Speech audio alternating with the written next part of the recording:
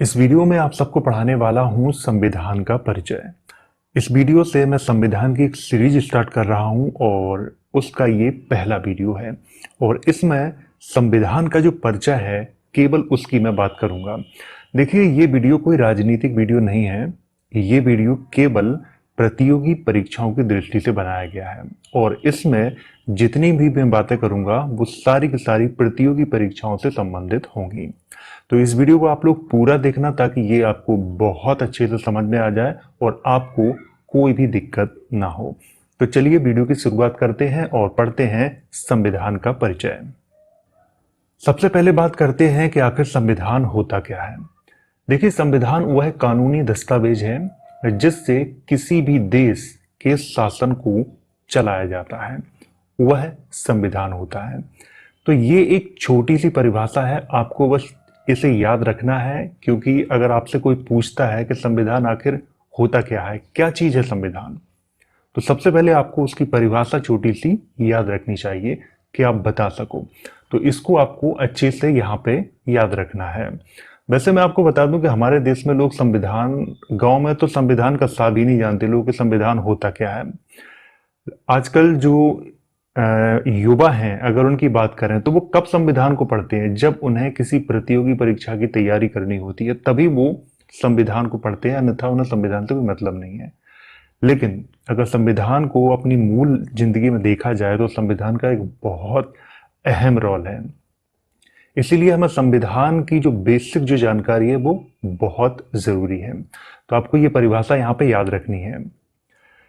भारतीय संविधान को संविधान सभा द्वारा 26 नवंबर 1949 ईस्वी को स्वीकार किया गया था और 26 जनवरी 1950 ईस्वी से संपूर्ण संविधान को लागू किया गया, जिसमें 22 भाग, 395 अनुच्छेद और 8 अनुसूचियां थीं।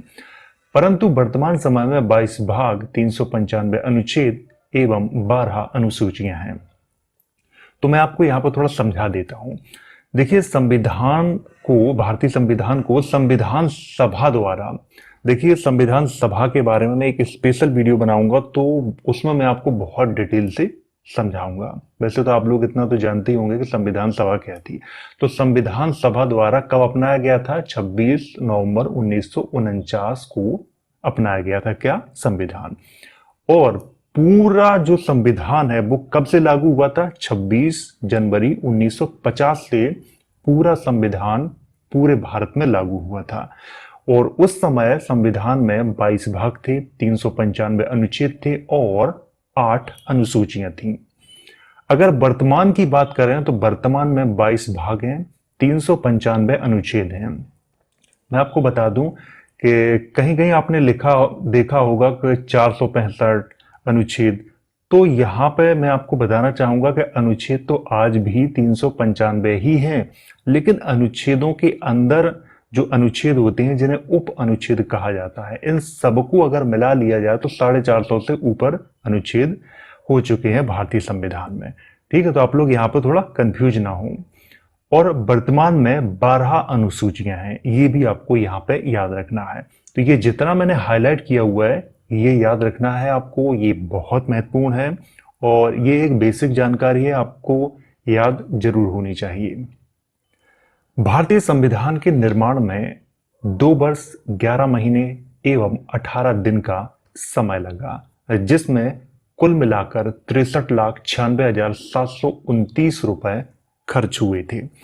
देखिए कितना समय लगा, ये तो वैसे भी कोई ना कोई पूछ लेता है कि भारतीय संविधान के निर्माण में कितना समय लगा था। 2 वर्ष 11 महीने एवं 18 दिन का समय। अब यहाँ पे एक सवाल पैदा होता है, कुछ लोग, देखो मेरे यार दिमाग में बहुत सारे सवाल पैदा हो जाते हैं जब भी मैं पढ़ाता हूँ तब। कुछ लोग कहते हैं कि संविधान कॉपी है।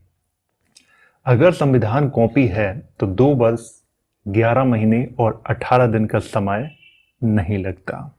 इसकी मैं चर्चा आगे आने वाले वीडियो में करूंगा और कुछ चर्चा मैं इस वीडियो में करूंगा। फिलहाल यहाँ पर मैं चर्चा नहीं करता हूं।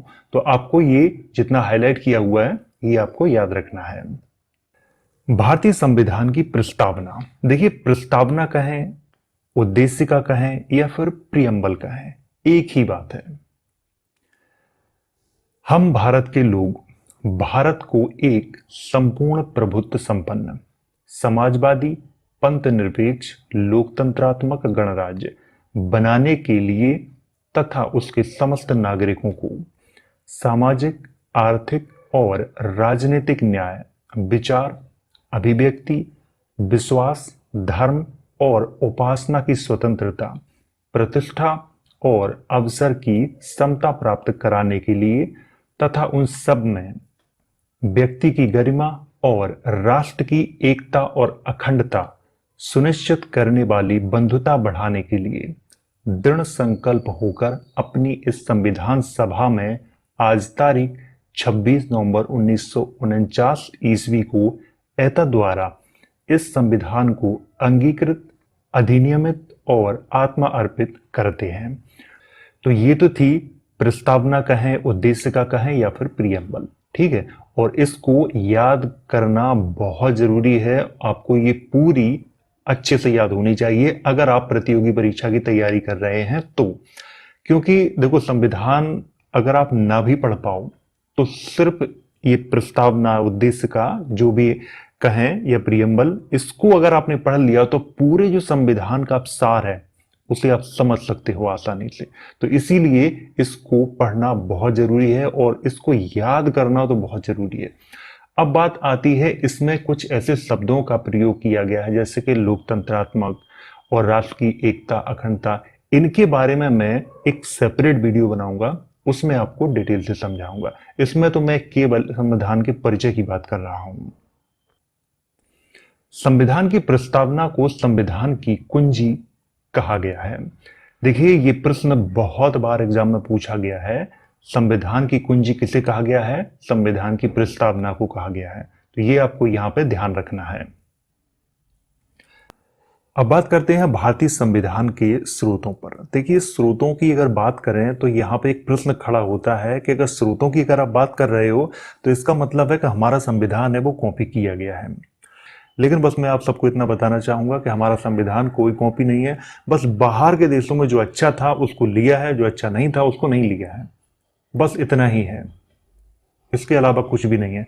तो देख लेते हैं कि भारत के संविधान में जो जो लिया गया है बाहर के देशों से, वो क्या क्या लिया गया है वो देख लेते हैं।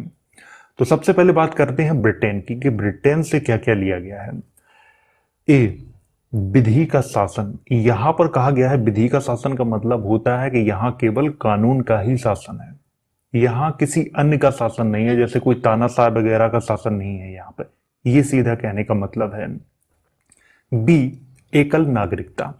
देखो, यहां पर एकल नागरिकता का मतलब क्या होता है वो मैं आपको थोड़ा समझा देता हूं। एकल नागरिकता का मतलब होता है कि अगर किसी भी व्यक्ति के पास, जैसे मान लो मैं हूं, मैंने भारत की नागरिकता है मेरे पास और मैं किसी अन्य देश के ले लूं, मान लो नेपाल की नागरिकता ले लूं, तो मुझे भारत की नागरिकता छोड़नी होगी, ठीक है।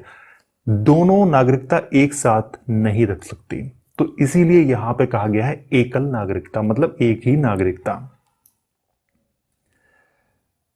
सी, द्विसदनीय व्यवस्था। द्विसदनीय व्यवस्था का मतलब होता है कि हमारे जो संसद है उसमें दो सदन है, राज्यसभा और लोकसभा।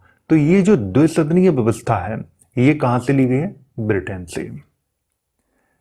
डी, विधि निर्माण प्रक्रिया। इसका मतलब है कि जो कानून बनता है उसका जो निर्माण होता है, उसकी जो प्रक्रिया है वो क्या होनी चाहिए, ये जो सिस्टम है ये भी ब्रिटेन से ही लिया गया है। लेकिन याद रखना, पूरा नहीं लिया गया है कि एकदम समझ लो कि पूरा उठाया और सीधा कॉपी कर दिया ना, बिल्कुल नहीं ऐसा। यही तो हमें समझना है। ई, सर्वाधिक मतों के आधार पर चुनाव जीत का निर्णय। यहां पर कहने का मतलब है कि जब भी वोटिंग होती है, जिससे ज्यादा वोट मिलते हैं वो जीतता है। तो ये जो सिस्टम है, ज्यादा वोट जिससे मिले वो जीता, तो ये जो सिस्टम है ये भी ब्रिटेन से लिया गया है। आपको ये यहां पे याद रखना है। तो जो इतनी सारी चीजें हैं ये ब्रिटेन से ली। वैसे तो और भी कुछ चीजें महत्वपूर्ण थी, लेकिन मैंने यहाँ पे लिखा नहीं है। जो महत्वपूर्ण थी उनकी मैंने यहां पे चर्चा की हुई है। अब बात करते हैं अमेरिका की। अमेरिका के संविधान से क्या क्या लिया गया है। हम भारत के लोग, केवल इतने जो शब्द हैं प्रस्तावना के, हम भारत के लोग, जैसे कि अभी मैंने प्रस्तावना आपको पढ़ के सुनाई थी। हम भारत के लोग केवल जो इतना जो शब्द है, मतलब भारत तो वहां पर नहीं कहा जाएगा, हम भारत को यहां पे हटा दिया जाए, बस इतने ही शब्द अमेरिका से लिए गए हैं, अमेरिका के संविधान से लिए गए हैं। कुछ लोगों को लगता है कि पूरी प्रस्तावना ही अमेरिका के संविधान से कॉपी करके यहाँ पे पेस्ट कर दी गई है, ऐसा उन्हें लगता है। क्योंकि जब बड़े बड़े वाद विवाद होते हैं ना संविधान पर, तब ऐसी बातें आती हैं सामने। तब मुझे लगता है कि हमारे जो देश में जो युवा वर्ग है उनके अंदर बड़ी भ्रांतियां फैली हुई हैं संविधान को लेकर। मूल अधिकार, ये थोड़ा अच्छा मुद्दा है, इस पर थोड़ी सी चर्चा कर लेते हैं। मूल अधिकार कहां से लिए गए हैं? अमेरिका के संविधान से, लेकिन पूरे के पूरे नहीं लिए गए हैं। केवल वहां पर देखा गया है कि जो वहां के नागरिक हैं उन्हें क्या क्या अधिकार प्रदान किए गए हैं, बस ये देखा गया है। मूल अधिकारों की बात करें तो देखो, मूल अधिकार ये बहुत महत्वपूर्ण होते हैं, तो इनके बारे में थोड़ी मैं आपसे यहां पे चर्चा करना चाहूंगा। सबसे पहले तो ये जान लेते हैं कि मूल अधिकार होते क्या है। मूल अधिकार वो अधिकार होते हैं जो किसी व्यक्ति के जीवन के अधिकार, स्वतंत्रता और अभिव्यक्ति के लिए बहुत आवश्यक होते हैं, वही मूल अधिकार होते हैं। और इनको न्यायिक संरक्षण भी प्राप्त होता है मूल अधिकार को, ये आपको यहाँ पर ध्यान रखना है। संविधान के भाग 3 में आपको ये याद रखना है कि संविधान के भाग 3 में अनुच्छेद 12 से 36 तक मूल अधिकारों की चर्चा की गई है। वैसे ये प्रश्न बहुत इंपॉर्टेंट हैं, आपको याद रखनी चाहिए। हालांकि मूल अधिकारों पर मैं एक स्पेशल वीडियो बनाऊंगा, उसमें बहुत डिटेल से एक एक चीज आपको समझाऊंगा, लेकिन यहां पर एक मैं बेसिक चर्चा कर रहा हूं। शायद आपको बोरिंग लग सकता है, लेकिन पता नहीं, मेरी एक आदत है कि जब भी मैं कोई अच्छी चीज देखता हूं तो उस पर थोड़ा डिटेल से बात करना मैं पसंद करता हूं। तो संविधान के भाग 3 में 12 से 36 तक अनुच्छेद जो हैं, तो उनमें क्या मूल अधिकारों की चर्चा की गई है।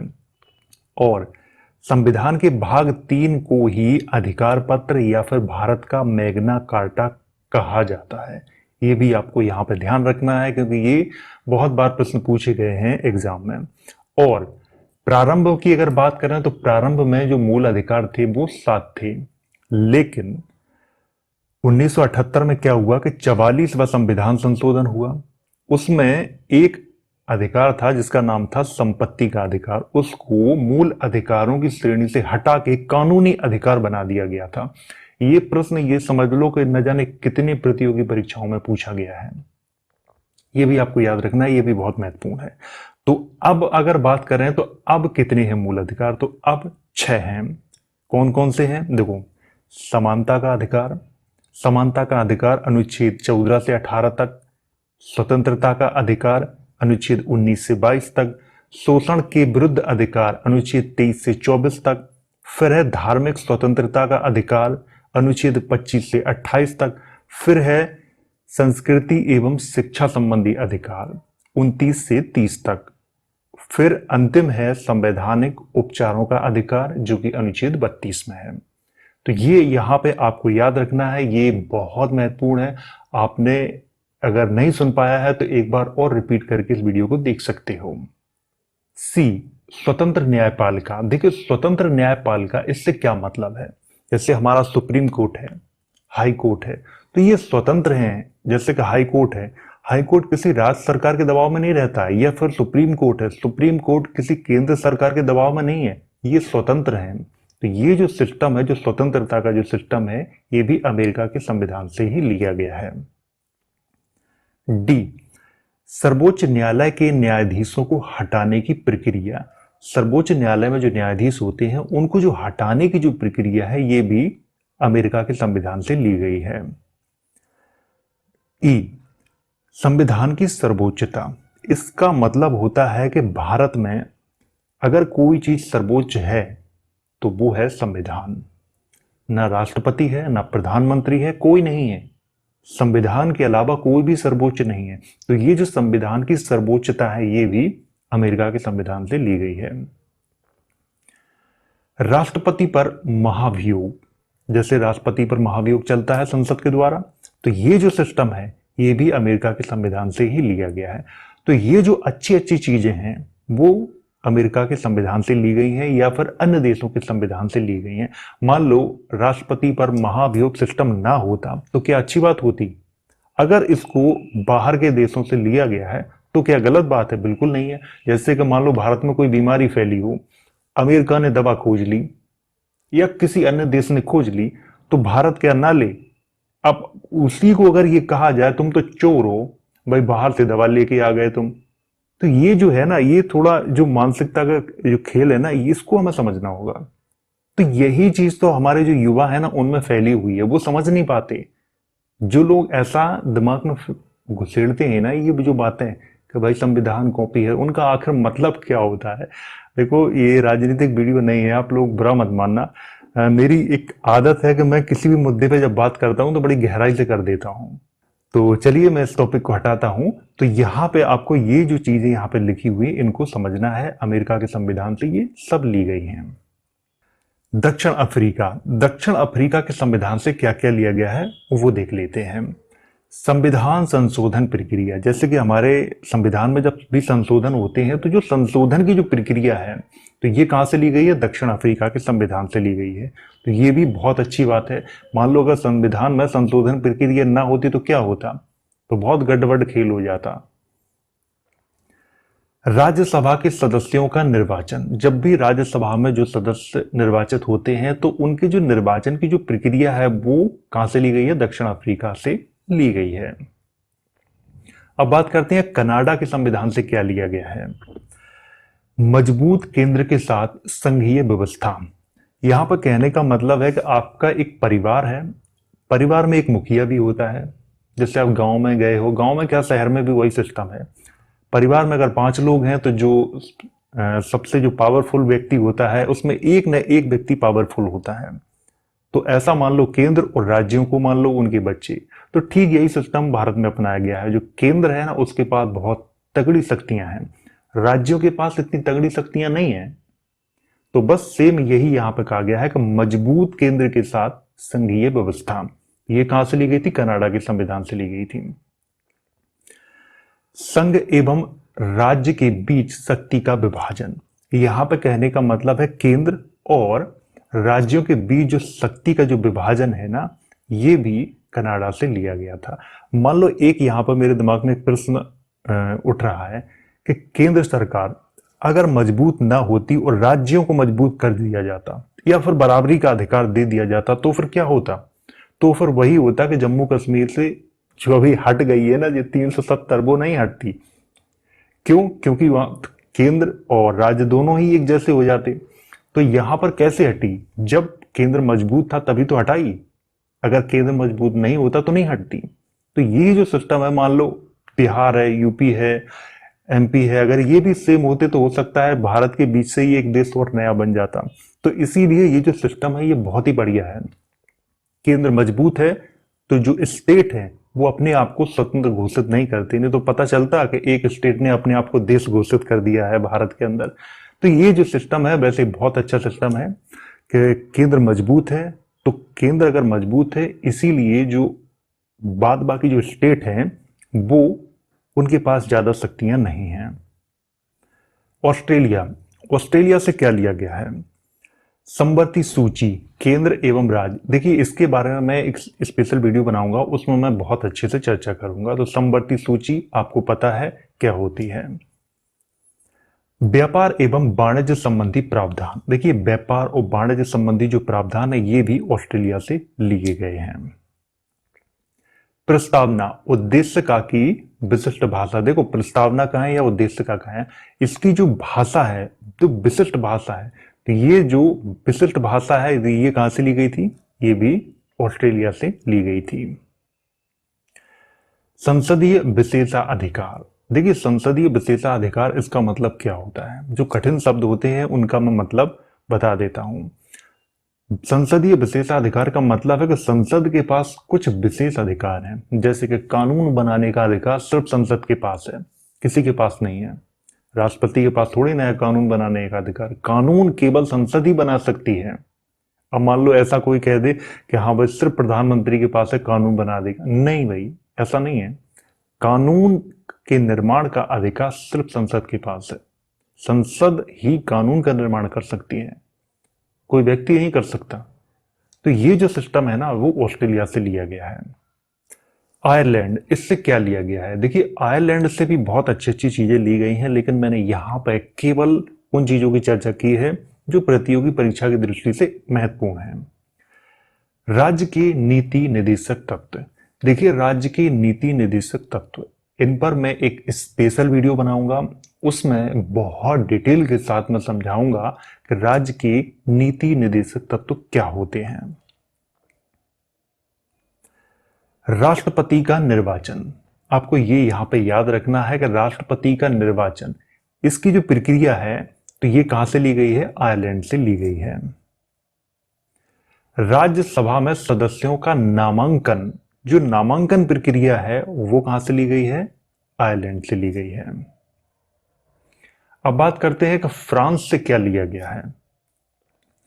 गणतंत्रात्मक व्यवस्था, तो ये थोड़ा मैं आपको इसको समझा देता हूं, क्योंकि गणतंत्रात्मक व्यवस्था क्या होती है। देखो, गणतंत्रात्मक व्यवस्था वो होती है जैसे कि 26 जनवरी को क्या मनाया जाता है? गणतंत्र दिवस।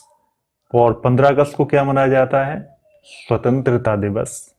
तो ये जो गणतंत्रात्मक व्यवस्था है, इसका मतलब ये होता है कि हमारे देश में कोई भी, चाहे वो राष्ट्रपति हो, प्रधानमंत्री हो, मुख्यमंत्री हो, राज्यपाल हो, या फिर मुख्य न्यायाधीश हो, यानी कि कोई भी हो, कलेक्टर ही क्यों ना हो, वो वंशानुगत नहीं हो सकता। वंशानुगत का मतलब है कि मान लो कोई व्यक्ति है, राष्ट्रपति है, तो उसका बेटा भी राष्ट्रपति नहीं बनेगा ना। हाँ, अगर वो चुनाव के आधार पर बन सकता है तो बन सकता है, लेकिन वंशानुगत नहीं बन सकता। कि मान लो वर्तमान में कोई राष्ट्रपति है, फिर उसकी डेथ हो जाए, फिर उसके बाद उसका बेटा बन जाए, फिर उसका बेटा बन जाए, फिर उसका बेटा बन जाए, तो ये जो सिस्टम है ये नहीं हो सकता। ऐसे कोई प्रधानमंत्री है, प्रधानमंत्री के बाद कोई उसका बेटा बन जाए, वैसे तो वर्तमान प्रधानमंत्री का ऐसा कुछ है नहीं। ठीक है, मान लो प्रधानमंत्री ने कोई मुख्यमंत्री हो, तो इस तरह की जो व्यवस्था है, तो ये यही व्यवस्था कहलाती है गणतंत्रात्मक व्यवस्था। हालांकि इसके बारे में मैं डिटेल से आपको पढ़ाऊंगा, कब? जब मैं आपको प्रस्तावना के उन शब्दों के बारे में चर्चा करूंगा, तब मैं आपको पढ़ाऊंगा। यहां पर तो मैं एक बेसिक चर्चा कर रहा हूं, तो ज्यादा मैं बातचीत नहीं करूंगा। स्वतंत्रता, समानता एवं बंधुत्व का जो सिद्धांत है, ये भी फ्रांस से ही लिया गया है, ये भी आपको ध्यान रखना है। रूस से क्या लिया गया है? देखिए, रूस से मूल कर्तव्य रूस से लिए गया है। ये भी प्रश्न बहुत बार एग्जाम में पूछा गया है। मूल कर्तव्यों की अगर बात करें तो मूल कर्तव्य यानी कि फंडामेंटल ड्यूटीज, अगर मूल कर्तव्य, वैसे मैं आपको बता देता हूं, मूल कर्तव्यों को जो संविधान है हमारा, तो उसके भाग 4 काम है, अनुच्छेद 51 का के तहत रखा गया है। आपको ये यहाँ पे ध्यान रखना है।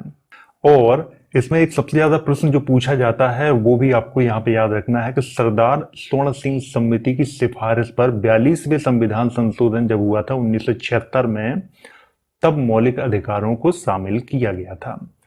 शुरुआत में जो मौलिक अधिकार थे वो तो 10 थे, लेकिन 86 बार एक संविधान संशोधन हुआ था 2002 में, उसमें एक जोड़ा गया था जो 6 वर्ष से 14 वर्ष तक की आयु के जो बच्चे हैं उनको शिक्षा प्रदान करना, ये जोड़ दिया गया था। तो अब कुल मिला के हो गए हैं 11 मूल कर्तव्य। हालांकि मैं मूल कर्तव्यों पे भी एक वीडियो बनाऊंगा, तो उसमें आपको मैं मूल कर्तव्यों की पूरी जो डिटेल है ना, वो मैं आपको उसी में बताऊंगा। यहाँ तो केवल मैं एक बेसिक चर्चा कर रहा हूँ, क्योंकि संविधान का परिचय पढ़ा रहा हूँ। ठीक है, तो यहाँ पर एक बेसिक चर्चा है। जर्मनी के संविधान से क्या लिया गया है वो देख लेते हैं। आपातकाल के दौरान राष्ट्रपति को मौलिक अधिकार संबंधी शक्तियां, यहां पर मैं आपको बताना चाहूंगा कि जब आपातकाल की स्थिति हो तो उस समय सभी जो मौलिक अधिकार हैं या फिर मूल अधिकार हैं उनको स्थगित किया जा सकता है, लेकिन जीवन और व्यक्तिगत स्वतंत्रता के अधिकार को स्थगित नहीं किया जा सकता। ये आपको यहाँ पे याद रखना है बहुत अच्छे से। देखो, मैंने यहाँ पे इस वीडियो में उन बातों की चर्चा की है जो बातें प्रतियोगी परीक्षा की दृष्टि से बहुत ज्यादा महत्वपूर्ण है, उनकी ही मैंने यहाँ पे चर्चा की हुई है। अब बात करते हैं जापान के संविधान से क्या लिया गया है। विधि द्वारा स्थापित प्रक्रिया, यहाँ पे कहने का मतलब है कि जो कानून के द्वारा स्थापित प्रक्रिया है उसी को यहाँ पे लागू किया गया है। जैसे कि कोई कानून है वो संसद के द्वारा बनता है। तो जब भी बनता है तो उसी के अनुसार जो प्रक्रिया है वो अपनाई जाती है, उसी के अनुसार एक सिस्टम बनाया जाता है। अब ऐसा तो है नहीं कि भाई संसद ने कोई कानून बना दिया और तुम अपनी मनमर्जी से काम कर रहे हो, ऐसा नहीं हो सकता। तो यही यहाँ पे कहा गया है कि विधि द्वारा स्थापित प्रक्रिया। तो ये जो 10 देश हैं, इनके संविधान से जो जो चीजें ली गई थी, भारतीय संविधान में जो जो चीजें अच्छी अच्छी थी, तो वो मैंने आपको यहाँ पे बताई। तो इस वीडियो में आपको याद क्या रखना है? देखिए, इस वीडियो में आपको जो जो मैंने हाईलाइट किया हुआ है वो आपको याद रखना है। मूल कर्तव्य कहाँ से लिए गए हैं और मौलिक जो अधिकार है या जिन्हें मूल अधिकार कहा जाता है वो कहाँ से लिए गए हैं। इस तरह की जो चीजें हमने बताई हैं, थोड़े डिटेल में उनकी चर्चा की है, तो उनको भी आपको याद रखना है। वीडियो अगर एक बार आपको समझ में नहीं आया है तो आप इससे दोबारा तिबारा जितनी बार चाहे उतनी बार देख सकते हैं। और मैं आपको बताना चाहूंगा कि अगर इस वीडियो में कहीं कोई मिस्टेक आपको लगती है तो आप कमेंट करके मुझे बता सकते हैं, मैं उसको वेबसाइट पर सुधार कर दूंगा। वीडियो में तो सुधार नहीं हो सकता है क्योंकि एक बार वीडियो अपलोड हो गया फिर उसमें कोई सुधार नहीं कर सकते आप। हाँ, वेबसाइट पर मैं सुधार कर सकता हूं। तो आपको अगर लगता है कि इसमें कुछ ऐड होना चाहिए तो आप नीचे मुझे कमेंट करके बता सकते हैं, मैं वेबसाइट पे ऐड कर दूंगा उसे।